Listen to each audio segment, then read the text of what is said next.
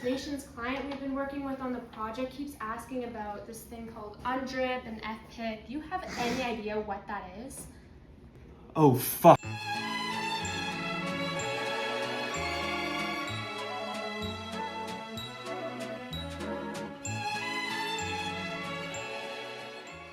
Brad, you've been scribbling on that board for 2 hours. What is FPIC? No, Allie. You don't get it, okay?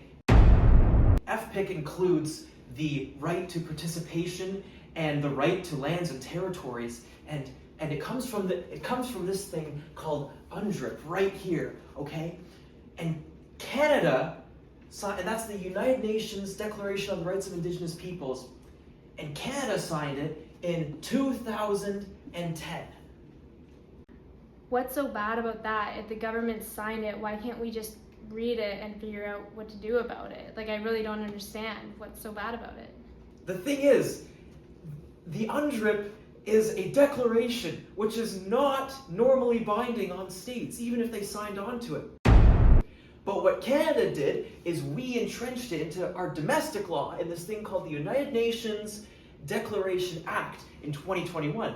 So technically, we have to use that as well. So why don't we just use that act then? Allie, the legislation, it's super vague. UNDRIP only appears in its schedule. The whole thing is in there, but the schedule isn't part of the actual main act. And to make matters worse, it only says that you have to use UNDRIP to interpret Canadian law.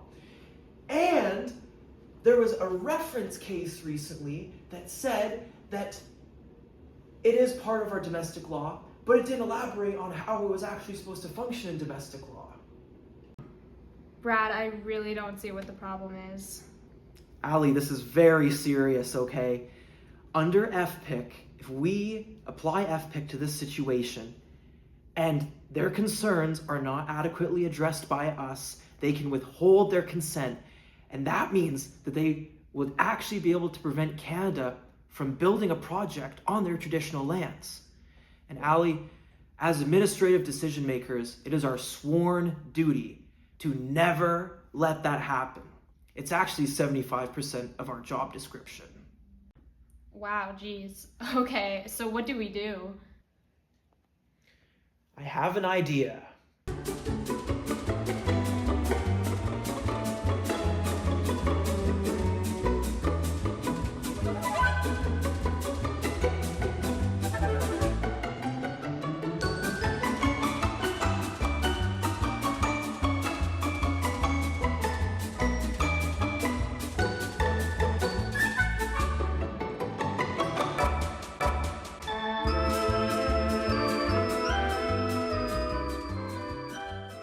Okay, Allie, the Prime Minister has tasked us with drafting legislation to enact a major pipelines office. Okay, and this office is going to ensure that our glorious country can build 10,000 kilometers of pipeline and connect Newfoundland to Kitimat, BC. Okay, and I've exploited hundreds of legal loopholes in the Constitution to ensure that this legislation should happen. How many First Nations are we putting that through? Have we consulted with any of them? To answer your question, if my calculations are correct, it should pass through approximately 300 First Nations. What about that UNDRIP thing? Doesn't it say something along the lines of that, like, we have to our laws have to abide by it, and we have to ensure protection of Indigenous lands or something like that? I've literally never heard of that in my entire existence, not even during law school. Okay, is it a United Nations thing? I've not even heard of that. Anyways, no matter what, is there a court case telling us what to do if legislation does not abide by this UNDRIP thingy? I don't think so. Okay, well, is there any legislation saying it has constitutional status? The Canadian version does not mention that. Then we should be good. I don't think there's a single thing stopping this completely legitimate pipeline from progressing. Okay, there's clearly nothing talking about what to do when legislation conflicts with this UNDRIP thingy. So honestly, I think we're good. I think we should send over our legislation to the Prime Minister tonight.